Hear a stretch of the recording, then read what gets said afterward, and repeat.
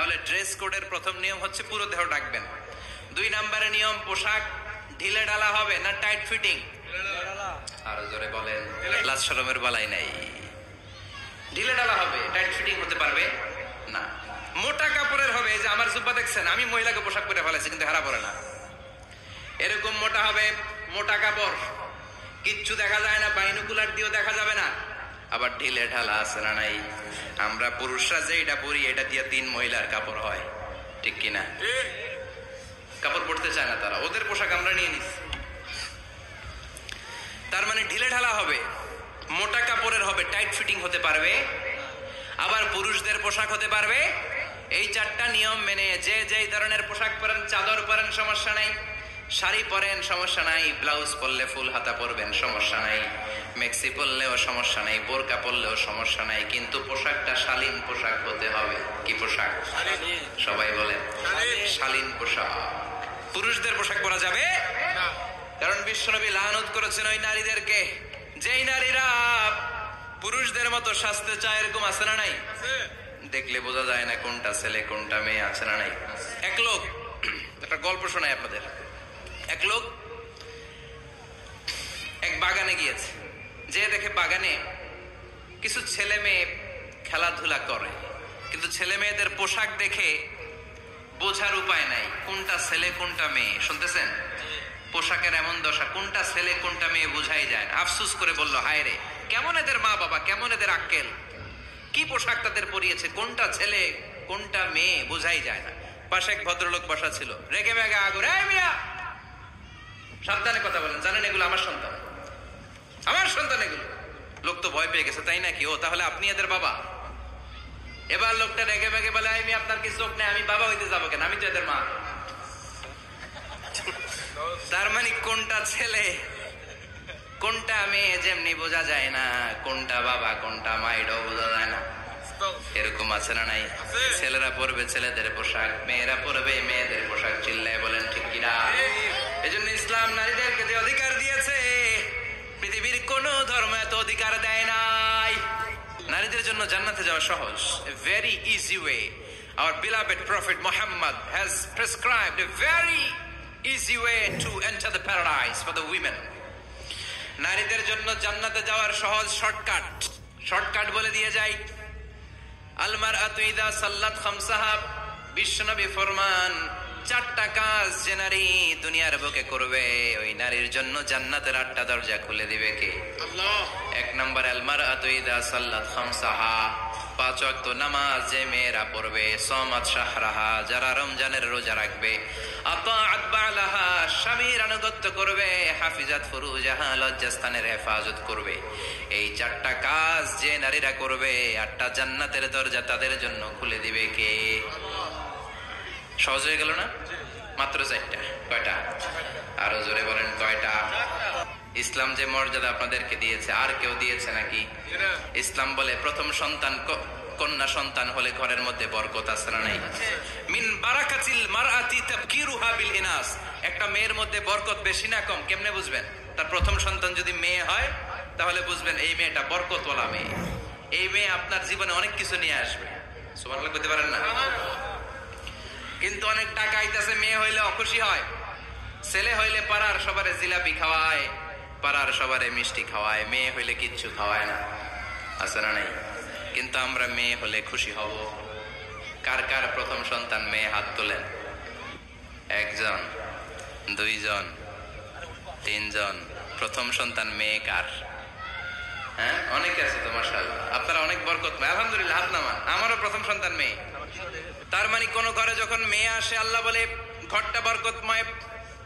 মেয়েটা যখন বড় হতে শুরু করে, মেয়েটা ভাইয়ের জন্য বরকতময়। মেয়ে যখন বিয়ের উপযুক্ত হয়, বাবার জন্য বরকতময়। 2 মেয়ে মানে বাবার 2 জান্নাত, 3 মেয়ে মানে 3 জান্নাত। সুবহানাল্লাহ। আবার যখন স্বামীর কাছে যায়, ইসলাম বলে ওই স্বামী আল্লাহর কাছে সেরা, যেই স্বামী বউয়ের কাছে সেরা।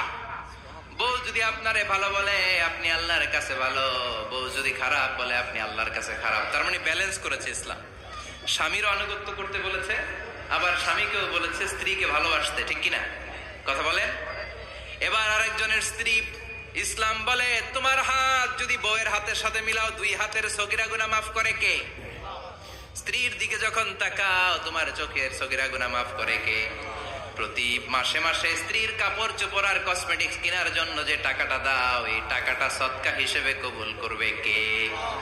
এবার এই মহিলা গর্ভবতী, ইসলাম বলে সন্তান ভূমিষ্ঠ করতে যে যদি কোনো মা ডেলিভারি কেসে হসপিটালে মারা যায় কিংবা বাসায় মারা যায়, কিয়ামতের দিন ওই মহিলাকে শহীদদের কাতারে দাঁড় করায় দিবে কে? বাচ্চা ভূমিষ্ঠ করতে যে শাহিদা, শহীদদের কাতারে। আর সুন্দর মতো যদি আসে, আল জান্নাতু তাহতা আকদামি উম্মাহাতিকুম, মায়ের পায়ের নিচে সন্তানের বেহেশত আছে না নাই? জোরে বলে। এজন্য ইসলাম বলে খবরদার, মায়ের মর্যাদা সবচেয়ে বেশি। এক সাহাবী বললেন, ইয়া রাসূলুল্লাহ, কার সাথে ভালো আচরণ করব, বাবার সাথে নাকি মায়ের সাথে? নবী বললেন মায়ের সাথে। এরপরে মায়ের সাথে, তারপরে মায়ের সাথে, তারপরে কার সাথে? তারপরে তোমার পিতার সাথে। মায়ের মর্যাদা কয় গুণ বেশি? ওগো মা তুমি এই ধরনের শ্রেষ্ঠ নেয়ামত, তোমারই পদতলে রয়েছে জান্নাত। ওগো মা তুমি এই ধরনের শ্রেষ্ঠ নেয়ামত, তোমারই পদতলে রয়েছে জান্নাত। সুবহানাল্লাহ। আমি বলি আমাদের পায়ের নিচে থাকে মৌজা, জুতা আর বালু, আর মহিলাদের পায়ের নিচে জান্নাত। এই পৃথিবীটারে 1000 বার বিক্রি করলে জান্নাতের একটা চেয়ারের দাম হবে না। সুবহানাল্লাহ পড়ে। আর যেই জান্নাত মায়ের পায়ের নিচে পড়ে আছে, ওই পায়ের দাম বেশি না কম? এজন্য মায়েদের সাথে ভালো আচরণ করতে হবে। ইসলাম নারীকে দিয়েছে ইবাদতের অধিকার। নারীরা যদি মহিলা সমাবেশে যেতে চায়, কোনো পুরুষ বাধা দিতে পারবে? নারী যদি মসজিদে নামাজ পড়তে যেতে চায়, বাধা দিতে পারবে? নাগাই শিখে আছে মহিলাদের নামাজের জায়গা? করেন নাই আপনারা? করেন, আস্তে আস্তে করেন, আস্তে আস্তে করতে হবে। তারা অনেক সময় বাইরে বেরোয়, বাসায় আসতে আসতে নামাজের সময় হয়ে গেছে, কই পড়বে নামাজটা? মসজিদে সুযোগ করে দেন, মসজিদে পড়বে। তবে ঘরে পড়া উত্তম, ঘরে পড়লে বেশি সওয়াব। সুবহানাল্লাহ। তার মানে ইবাদতের অধিকার। ইসলাম নারীকে দিয়েছে শিক্ষার্জনের অধিকার। আপনার ছেলেকে স্কুলে পাঠান, শুধু ছেলেকে নয়, আমরা বলি আপনার ছেলেকেও পাঠান, মেয়েকেও পাঠান, ঠিক কিনা? আপনার ছেলেকে মাদ্রাসায় পাঠান, মেয়েকেও পাঠান। শিক্ষা সবার জন্য। বিষ্ণু বলেছেন, আল্লিমু বানাতাকুম সূরাতান নূর, তোমরা তোমাদের মেয়েদেরকে সূরা নূর শিখাও। আল্লিমু বানাতাকুম সূরাতান নূর, তোমরা তোমাদের নারীদেরকে সূরাতুন নূর শিক্ষা দাও। ও মামার মায়েরা, আজ থেকে সূরাতুন নূরের অর্থ পড়বেন, তাফসীর পড়বেন, ঘরটারে বরকতময় করে দিবে কে? আপনাদের আছে মোহরানার অধিকার। বিয়ে করলে পুরুষ মোহরানা পাবে না, দিবে। কিন্তু আমরা এতগুলা টাকা নিয়ে আসি, ডাকাত আছে না নাই? সারা জীবন মেয়েটারে লালন পালন করলো, একটা মেয়ে হলো একটা বাবার কলিজা। মেয়ে দিয়ে দিল মানে বাবা কলিজা ছিঁড়ে দিল, আর কি চাস? ডাকাত, ফকির কোথাকার। খবরদার, বিয়ের মধ্যে 1 টাকা যদি তুমি যৌতুক খাও, কিয়ামতের দিন আল্লাহ তোমারে ছাড়বে। যৌতুকের সাথে ইসলামের কোন সম্পর্ক? যৌতুকের সাথে সম্পর্ক? যৌতুক খেলে ডবল গুনাহ। যৌতুক খাওয়া ততটা অপরাধ, কুকুরের গোশত খেলে যত অপরাধ, এর চেয়ে বেশি অপরাধ। কুকুরের গোশত খেলে 1 গুনাহ, হারাম খাওয়ার গুনাহ। যৌতুক খেলে 2 গুনাহ, 1 হারাম খাওয়ার গুনাহ, 2 শ্বশুরবাড়ির উপর জুলুম করার গুনাহ। চিল্লা এখন ঠিক কিনা? এরপরে ইসলাম নারীকে দিল ভালো আচরণ পাওয়ার অধিকার। ইসলাম নারীকে দিল বাবার সম্পদে উত্তরাধিকারের অধিকার। একজন বাবা ইন্তেকালের আগে ছেলেকে যদ্দুর দিবে, মেয়েকে তার অর্ধেক দিতে হবে। জোরে কোন ঠিক কিনা? নাগাইশের বাবারা কি করে? দেয় তো? নাগাইশ এলাকায় কি হয়? ছেলেরে 2 কাটা দিলে মেয়ের 1 কাটা দেয় না? কদ্দুর দেয়? দেয় না। হ্যাঁ, ডাকাই। ওই যে কয় ডাকাই, আবার কই সুবহানাল্লাহ, নাউজুবিল্লাহ কও বেটা। ছেলেকে যদ্দুর দিবেন, মেয়েকে অর্ধেক। ইউসিকুমুল্লাহু ফি আওলাদিকুম লিযাকারি মিসলু হাযযিল উনসায়াইন। ও আমার বাবারা, সম্পদ হলো হাতের ময়লা, আপনি চলে যাবেন, সম্পদ থেকে যাবে। ছেলেরে যদ্দুর দিবেন, মেয়েরে অর্ধেক। কার কথা মানতে রাজি আছেন তো? আমার বোনেরা, খবরদার খবরদার খবরদার, মাজারে যে কিচ্ছু যাবেন না। মাজারে তো আপনাদের যাওয়ারই দরকার নাই, কারণ নারীদেরকে কবরের সামনে যে কবর জিয়ারত করতে নিষেধ করেছেন মুহাম্মদ সাল্লাল্লাহু। কারণ নারীরা দুর্বল চিত্তের অধিকারী হয়। এই জন্য খবরদার, মাজারে যে কিছু চাওয়া যায় না। মাজারে পড়ে থাকা ব্যক্তিটা আপনার মতোই ব্যক্তি। আল মাইয়িতু ফিল কবরি কাল গারিকু ফিল বাহরি। সাঁতার না জানা ব্যক্তি সাগরে পড়ে গেলে যেমন অসহায়, কবরে চলে গেলে মানুষ তেমন অসহায়, সে কিচ্ছু দিতে পারে না, বরং আপনি কবরের সামনে যে দোয়া করে তারে কিছু দিয়ে আসবেন, ঠিক কিনা? কথা বুঝতেছেন? এজন্য মায়েরা বোনেরা আবারও বলি, খেয়াল করে শুনবেন, মাজারে যাওয়া যাবে না, মাজার কেন্দ্রিক হওয়া যাবে না, চাইতে হবে কার কাছে? দিতে পারে একজন, তিনি কে? কেউ যেটা দেখে না দেখে কে? কেউ যেটা শোনে না শোনে কে? কেউ যেটা পারে না পারে কে? এজন্য চাইবো কার কাছে?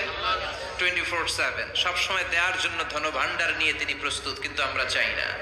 এজন্য মায়েরা যারা এতদিন মাজার কেন্দ্রিক ছিলেন, এই অভ্যাসকে আপনারা পাল্টে ফেলেন। মাজারেও যাবেন না, বাজারেও যাবেন না, জরুরি প্রয়োজনে হিজাব মেনটেন করে বাজারে যাওয়া যেতে পারে, কিন্তু এই কাজটা মূলত পুরুষদের। কাদের কথা বলেন? এজন্য আল্লাহ বললেন ওয়াকারনা ফি বুয়ুতিকুন, নারী তোমরা ঘরে থাকো। কিন্তু ঘরে না থেকে এখন বাজার কেন্দ্রিক, মাজার কেন্দ্রিক, ঘরে থাকতে চায় না। ঘরেই যে আল্লাহ কত দায়িত্ব দিয়েছে নারীদের, এক একটা ঘর এক একটা ফ্যামিলি, এক একটা ফ্যামিলি এক একটা ইনস্টিটিউশন, প্রতিষ্ঠান, আর এই প্রতিষ্ঠানের এমডি ম্যানেজিং ডাইরেক্টর হচ্ছে এক একটা মহিলা। চিল্লা এখন ঠিক কিনা? রব্বুল আলামিন নারীদেরকে ঘরের এমডি বানালেন, বাড়ির এমডি, ম্যানেজিং ডাইরেক্টর। অনেক কিছু ম্যানেজ করতে হয়, ফুড ম্যানেজমেন্ট জানা লাগে, কুকিং ম্যানেজমেন্ট জানা লাগে, রেয়ারিং আপ দ্য চিলড্রেন জানা লাগে, ডিপ্লোমাসিও জানা লাগে। কেমন করে রান্না করবে এটা জানতে হয়, কেমন করে ঘরকে ক্লিন রাখবে জানতে হয়, কেমন করে ছেলে মেয়েকে লালন পালন করতে হবে জানতে হয়, কেমন করে স্বামীর মন জুগিয়ে শাশুড়ির মন জুগিয়ে চলতে হয় সেটাও জানতে হয়। এটা বলে ডিপ্লোমাসি। কূটনৈতিক জ্ঞান না থাকলে আরেক বাড়ির মাইয়া নতুন এক বাড়িতে যাইয়া সবার সাথে মিলেমিশে চলতে পারে? কথা কন। তো আপনার ডিপ্লোমেসি জানা লাগে, আপনার food management, cooking management, washing management, rearing up the children, চিলড্রেনদেরকে কিভাবে বড় করতে হয় এটা জানতে হয়। তো এত দায়িত্ব থুইয়া, আপনার ম্যানেজিং ডাইরেক্টরের দায়িত্ব থুইয়া আপনি বাইরে যান কেন? কথা বলেন। এজন্য আল্লাহ বললেন ওয়াকারনা ফি বুয়ুতিকুন্না, ঘরে থাকবা। ঘরে থাকলে ওই ঘরটারে বরকতময় করে দেয় কে? আল্লাহ। দেখবেন যেই ঘরে নারী থাকতে পারে না, ওই ঘরটা উস্কো খুস্কো, রুক্ষ, ভালোবাসার ছোঁয়া নাই, ওই ঘরের মধ্যে মাধুর্যতা নাই, প্রেম নাই, মমতা নাই, সব কেমন যেন অগোছালো। কারণ নারীর হাত পেলে একটা ঘর যেরকম সুন্দর হয়, নারীর হাত না লাগলে ঘরটাকে ওই রকম সুন্দর করে সাজানো যায়। মাঝে মাঝে আমরাও ঘর গুছাই, মাঝে মাঝে আমরাও ঘরকে পরিচ্ছন্ন করতে চাই, কিন্তু মেয়েরা যেমন করে সাজায় আমরা তেমন করে পারি নাকি? কথা কয় না? কথা বলেন, পারি?